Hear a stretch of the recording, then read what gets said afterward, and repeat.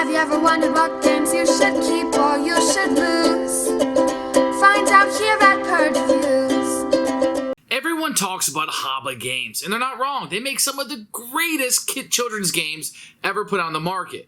But there's a new company called Shepherd Kit that puts out fewer games, but boy are they great in content and quality. Today we're looking at Paleolithic. Now this game is a really fun resource management game for kids. It has quite a few expansions with it you can add in to add variety or different aspects and mechanics into the game.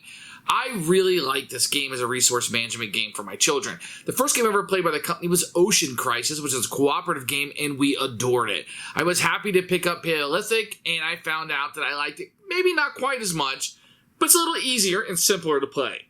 It has a lot of aspects to it about getting the resources and trading those in for what will become victory points. You're also moving around the board. If you have the expansions in, your little meeples will have animals and have powers and stuff, and you can kind of have it grow with your kids, if you will, where it can get a little bit more complicated as you play and as they get older. It's a really fun, yes, it's simple, yes, it's for kids, but it's an entry-level Euro game that I think that you're missing out on that kids are really going to adore. The artwork is fantastic. The characters behind it are great. The rulebook is wonderful. The gameplay is fun, and your family's going to have a blast with this. It has just the right, what I'm looking for a children's game, and then you don't have to go out and buy a whole new game. You can just add in the expansions as you want, adds in more players, you have different, like I said, mechanics that you can add into it, mechanisms, and different powers and variable powers you're going to put in. And I reviewed those expansions too. You can check them out here on this channel. But this is one of the best children games you've never heard of, or if you have heard of it, it's also one of the best children's games. Keep it for us, one my family's had blasts with over the years, and we will continue to do so. This game is not just hype. This is a fantastic, wonderful resource management Euro-type game for children. Here is Paleolithic, which is by Shepherd Kit. Now, these games are fantastic, and you look up here, it's a very enticing cover. I like it quite a bit. You're going to open it up. You're going to get these different player boards, I suppose, that you're going to have for each of the different ones. Now, the only difference between these at this point, these are a little flimsy, but they just sit down on you, which is fine, is the scoring. So each of the scoring is going to be a little bit different. So that's what's going to differentiate between the different tribes in this one. We'll get a rule book, which we'll take a look at in a few minutes. And then you're going to have a puzzle board that will go together. Now, I do like these puzzle boards. I think they work out pretty well. But you can already tell that they're pretty colorful. And the icons, there's places for all of the cards and everything. And they actually fit together really well. And do I like them better than the fold-ups? Well, they do take up less space in the box, so you can have a smaller box. Everybody's going to get a bunch of meeples in their color. The workers will be the same, and the huts will be the same, but everybody's going to have a unique animal. So here's a bear, here's like a deer. So everybody's going to have something that's a little bit different than everybody else. Now, you're going to have these cubes. For some reason, the greens are translucent. The other ones are not. And it's kind of weird that cubes are used in this game, but everything's like so thematic that they would have cubes that would be out. Then what we're going to have is these standees. These are pretty nice. So when these get set down, when you have your player marker, you're going to have these huts. And the huts actually sit all the way down in here, which is very, very nice. And you're going to have 3 of these that will be in here. And they're able to fit into these little slots perfectly that you're going to have here. And the reason why is because you're going to have these huts that you're going to build during the game. When you build one, you take your hut, you put it on the board, and this slides right in there to trigger how many you have. So you can see how nice that is. So a very good setup. And then you're going to have your cards. The cards are okay quality. They're very thick, which is great for kids. They just don't have like any kind of linen finish on them.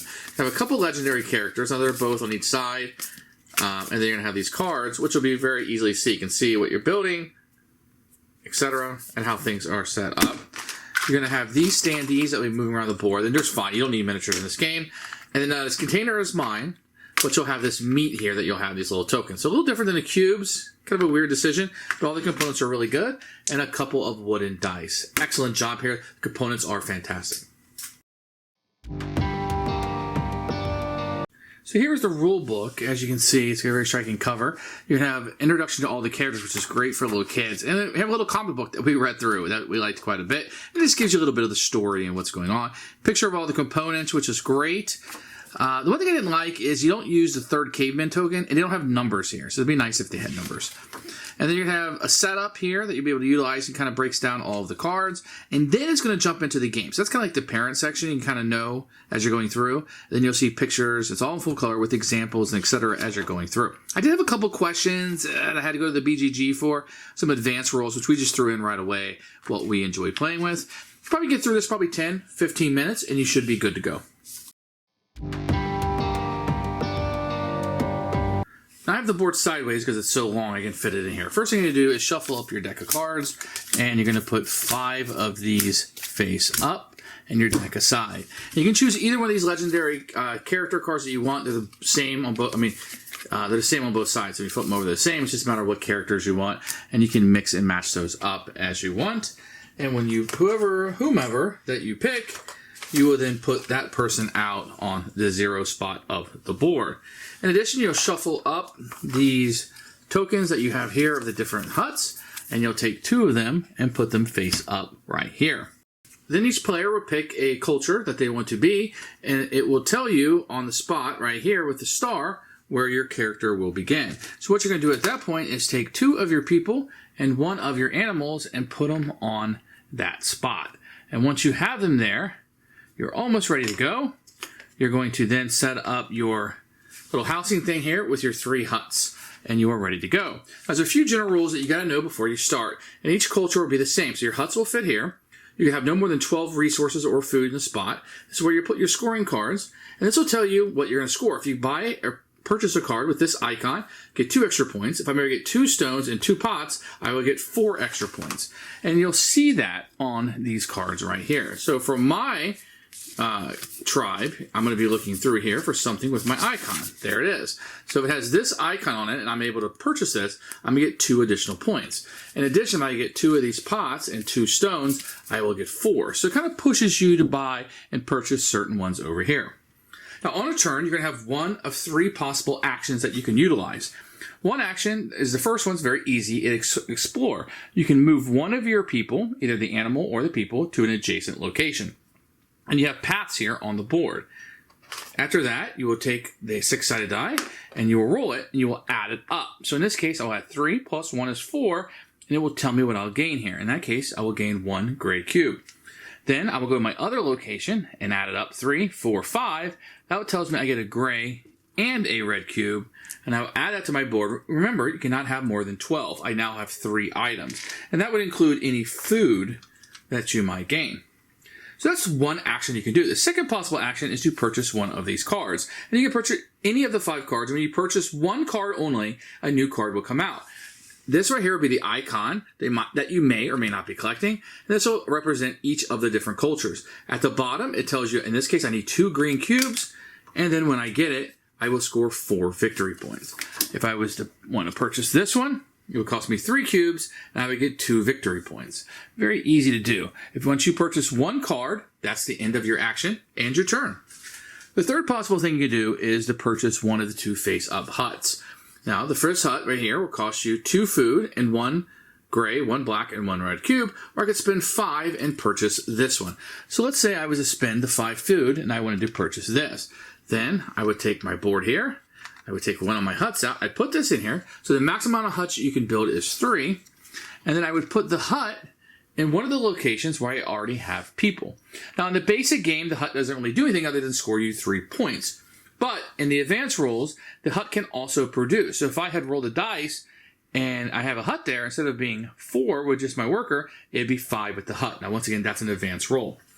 So that's the 3 possible actions. You can continue to repeat that if somebody has built 5 cards and huts in combination, or 8 in the longer game. We usually play the longer game. Now, in the advanced roles, you have this person out, which means if any of your people end up at this location, they can utilize the power on this. And each of these will do something a little different. This one starts out with a gray, red, and black cube on it, and basically you can trade resources. If it ever has 3 of the same resource on it, then those are eliminated and this is flipped over. This side will allow you to pay a food, and then you roll a die. On a 3, you get a black cube. On a 4, you get a green cube. On a 0, 1, or 2, you would get nothing. So that's how those are used. Anytime that you buy a card or a tile, is immediately replaced because you can only purchase 1 at a time.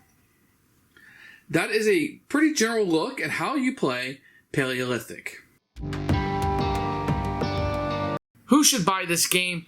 Anyone with children who wants to play a legitimate board game with your children. If your child can go play Agricola or Caverna, that's wonderful. That's fantastic. For the rest of us, this is exactly the type of Euro game that we're looking for our children. Entry level, works, beautiful artwork, it has a complete package in it, and expansions to make it expand out and add things in. Wonderful.